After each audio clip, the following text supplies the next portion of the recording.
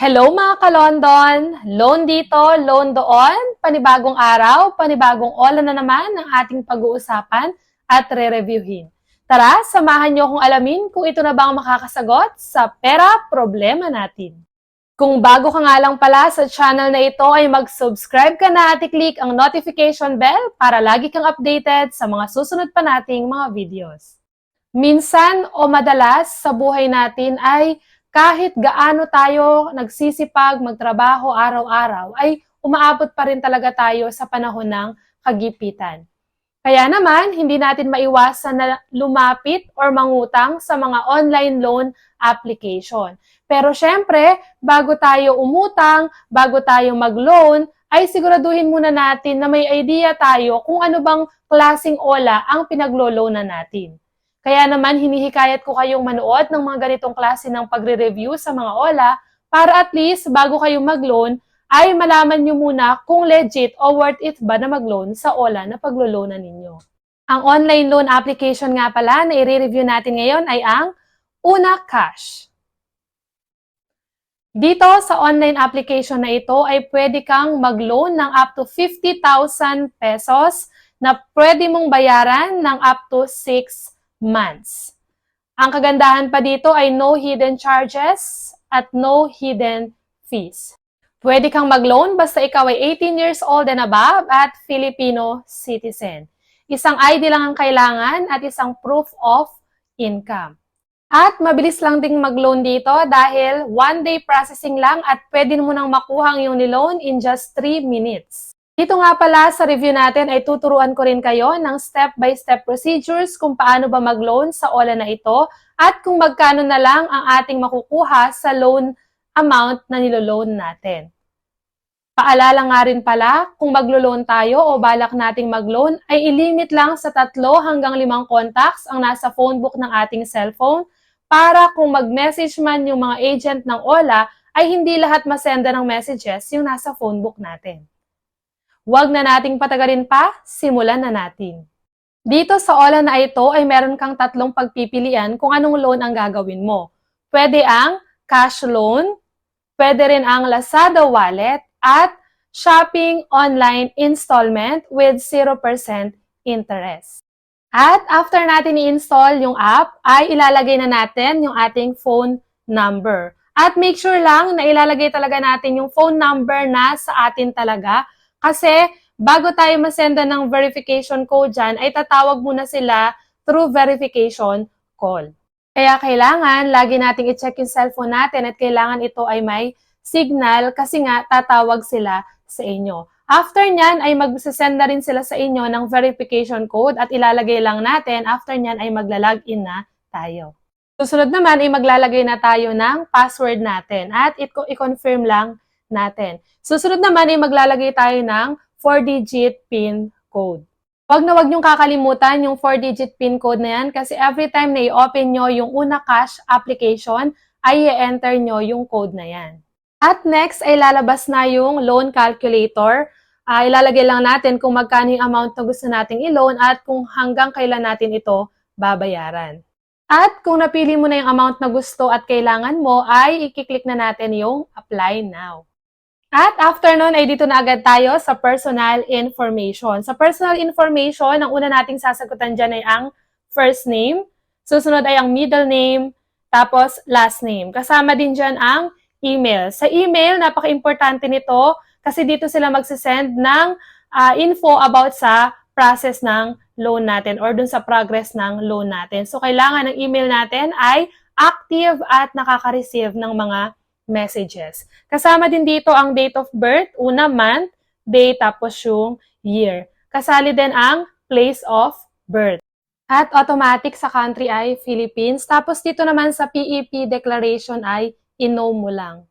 I-click nyo lang yung pinaka-box sa dulo at click next. At susunod naman ay ang address. So nakalagay dito yung present address, kasama yung unit, house, or building number, street name, tapos kung anong province, city at barangay, pati na rin yung zip code. I-click lang lagi yung box sa baba at click next na tayo. So dito naman sa contact information, may mga pagpipilian dito. Ito yung mga yon. Pwedeng wife or husband, or friend, kasama din mother or father, brother or sister, uncle or aunt, son or daughter, girlfriend or boyfriend. At next naman, syempre, ilalagay yung contact name tapos yung contact phone number. Click next lang at dito na tayo sa selfie. Dito ay tinitignan talaga nila kung tayo ba talaga yung naglo-loan at nakalagay dito, take a clear photo of yourself. So, kailangan ayusin natin ang pagkuha ng litrato dahil dito sila magbabase kung i-approve ba nila ang loan natin o hindi. Marami kasing nadidecline ng loan dahil sa kanilang picture. At after ng pagsa-selfie ay dito na tayo sa document. Pipili na tayo ng ID na ipepresent natin. So, pwede sa kanila ang driver's license, national ID, passport, improved postal ID, PRC ID, SSS, TIN, at UMID. At kapag ka nakapili na kayo ng ID, ay pipicturean lang yung ID, tapos ilalagay yung ID number. So, ako, PRC ang pinili ko dito, and then, kung ano yung expiry date nung ID na pinresent natin. At susunod naman ay dito na nga tayo sa work information. Sa work information, kailangan natin ilagay dito yung total monthly income natin, kung magkano yung sinasahod natin, source of funds, kung saan nanggagaling yung kita natin, working industry, company name, at job position. Ipa-flash ko na lang dito kung ano yung mga pagpipilian nyo dun sa working industry. Pwede dyan ang business processing, outsourcing, building or construction, delivery rider, education or training, engineering, fashion or body care, banking and finance, attorney, at marami pang iba.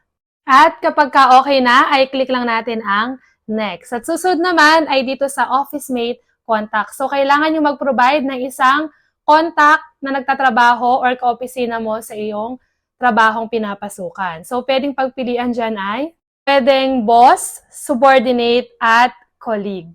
Ilalagay lang natin yung name nung napili nating office mate, tapos yung contact number niya. At dito nga sa last ay ang proof of income na. So, pwede mo i-present dito ay business permit, certificate of employment, at yung latest payslip mo. At pagkatapos i-submit lahat ng mga information na kailangan, ay eto na yung lalabas sa ating application. Nakalagay dito ay data validation has started. So, maghihintay lang tayo ng 24 hours para i-process yung ating loan. At tapos ay magte-text or mag-email sila sa inyo kung ano ba ng status na ng iyong niloan. At kapag ka na-approve na yung loan ninyo, ay pumunta ulit kayo sa Una Cash Loan app at i-enter yung 4-digit PIN code nyo. At i-click ninyo yung Una Cash limit. So, pipili na kayo dito kung anong gusto nyong gawin dun sa niloan ninyo. Kasi sabi ko nga sa inyo kanina, may 3 pagpipilian. Pero syempre ako, ang pipiliin ko yung Una Cash Loan.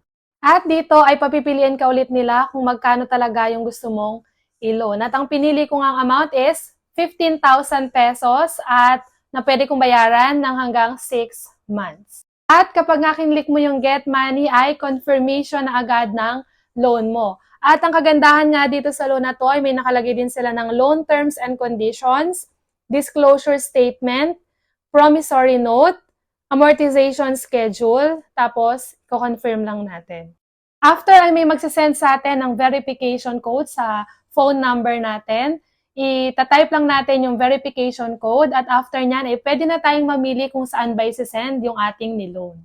At ayan po yung mga banks na pwede nating pagpilian na pwedeng pagsendan ng ating ilo-loan na pera. At kapag ka nakapili na tayo ng bank, ay ilalagay lang natin yung account number at may marireceive na tayo na the transfer has been completed. So, eto na nga po, nakuha ko na yung niloan ko na pumasok na sa aking account. At ang bilis lang kasi wala pang 3 minutes ay na-receive ko na yung pera. At doon na nga po natatapos yung ating pagre-review at recommended itong Una Cash. Hanggang sa muli mga ka-London!